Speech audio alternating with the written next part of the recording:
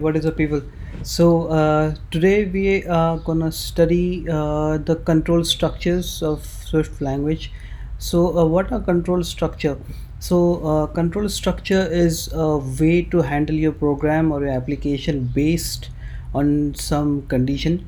For example, if I'm checking that if some value is true, or if some value is false, and depending on that value you are doing some functionality. So if this condition is true, do this, or if this condition is false, do that. So this is basically you control your application depending on different what you say, values, or you can say different conditions. Uh, so the very basic control structure that we have, like almost in all the programming languages, is if else. So let's start coding. Let me open up my Xcode and let me start up my new playground. So this is a blank one. I'm gonna save it on the desktop and let me name this if else. Sorry, I named it is else. It should be if else. It doesn't matter. So uh, initially, let's, like as I told you, we'll start with if else. So for example, if I have some integer is equal to 10, okay, and the syntax for if, like, there can be if, only if, there can be if else, there can be if else if, and there can be if else with nested if else. Okay, so we'll start with the basic if else syntax. So for example, if I want to check this some integer, is it greater than, for example, 10? Okay, so says some integer greater than 10 or greater than 5. Okay, so for that, what I'll do is I'll just print out YOLO YOLO. This number is greater than 5. Sorry guys. Okay, so let me run this now. You can see this. So this number is greater than f. This is bizarre something. So I've named this, I've assigned a number to this variable, which is 10. So some integer is equal to 10, and when I'm checking that is this number greater than 5, so yes, this number is greater than 5, and then this statement is executed. So what this is, it has to uh, evaluate as a boolean condition. For example, now the sum integer is greater than 5, this is true, so it evaluates to evaluates to true, or either or it evaluates to be false. So this has to evaluate to some true or false. In our case, in this one, it is true, that's why this statement is getting executed. So this is one type, like just basic if. Now if you want uh, this there should be some block of code which should be executed if this number is for example, I have another let's take a string equal to some string. Okay, and now if some, sorry, let's take this string is, or I can just check it, equal to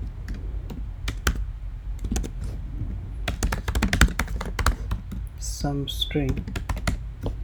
Okay, else. So if this string is something, I'll just write it something. So no, no, no, no, no, no, no, no. This is not some string.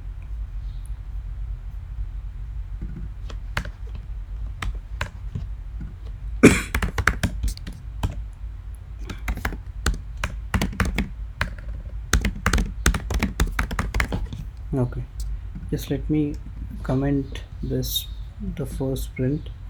Now if you run this, what will happen is, see, this is some string. So what happens in this case is, you have assigned, initialize a string with this value, some string, its name is string and it is a variable, and this condition it will evaluate as false. So obviously, because string is not this something string, this is its value is some string, so this statement it won't get executed. Instead, this statement will be executed. This is some string. So if this condition is false, if this condition is false, then go into this block, if or else. Okay, it's very like simple English, you can say. So let me comment out this thing. Okay, so now as I told you, like there is one with like just if, there is one with if else. Okay, and the third that we are gonna see is, what if we want to check like uh, multiple expressions. So for that sorry guys, so for that what we do is, now for example we have some integer value equal to 20, or let me 24. So to check multiple values we can do that. We can use if else if and like, and we can go on with that, and we can finally add a else, only else condition, which will execute if all of the else if conditions fail. So for example, some integer value is greater than 10, then not greater than, let's name it like 100.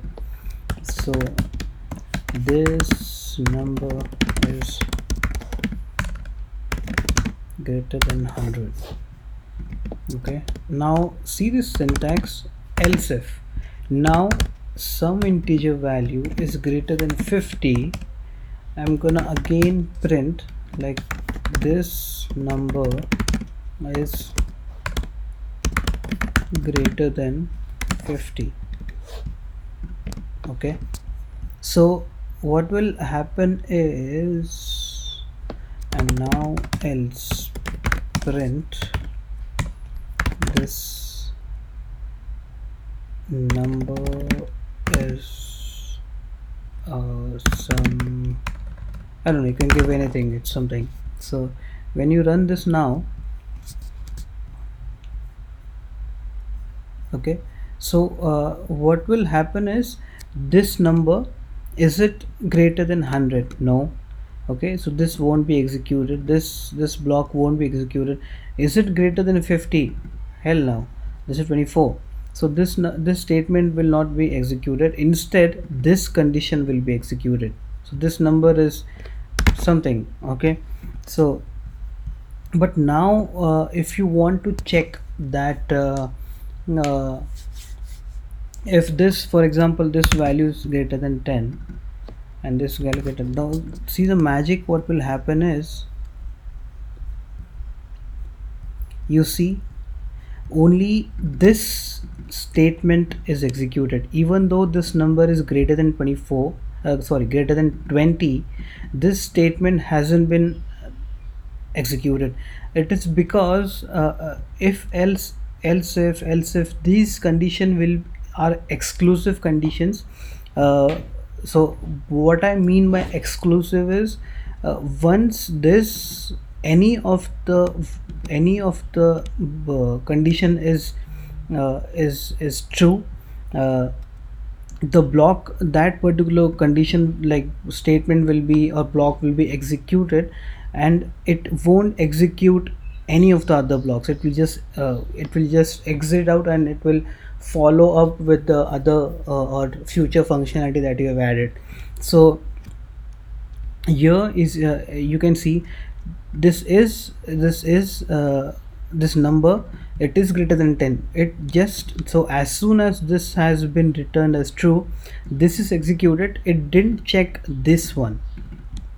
You see, this condition is not checked, so it directly, it came out of this block, and then future functionality will happen. Now if I print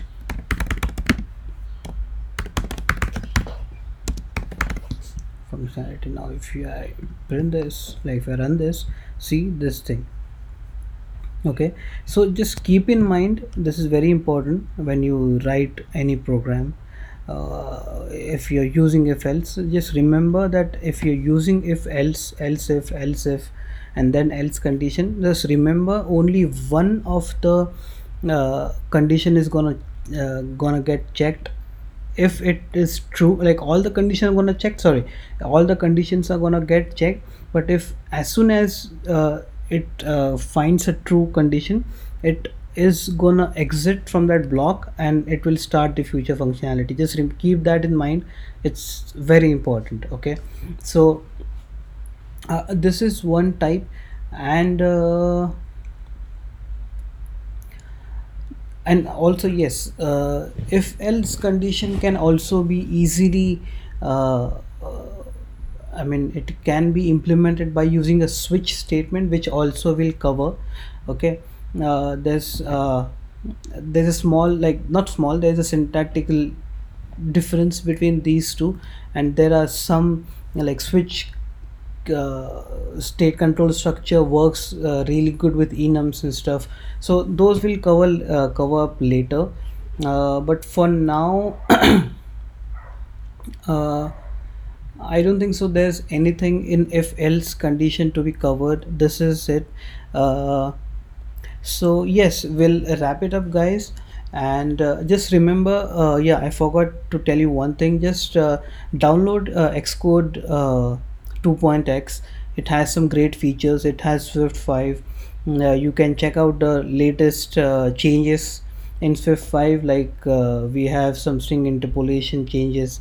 We have some new functions which have come in Swift 5, like is multiple of and stuff. It has they have brought in the result type, which is used for network. We'll cover that in advanced Swift. The result type, which gives you some success and failure blocks. This is kind of advanced Swift. So just, yeah, just get Xcode 10.2.x and start like keep practicing. And if you have some comments on this channel, if you want some uh, not changes, but if you suggest, if you have some good suggestions, add in the comment on this video. And hope to see you guys soon. I'll be uploading videos very often now. And hope to see you guys soon. And have a wonderful day or night or whatever that it is. And okay, bye bye, take care.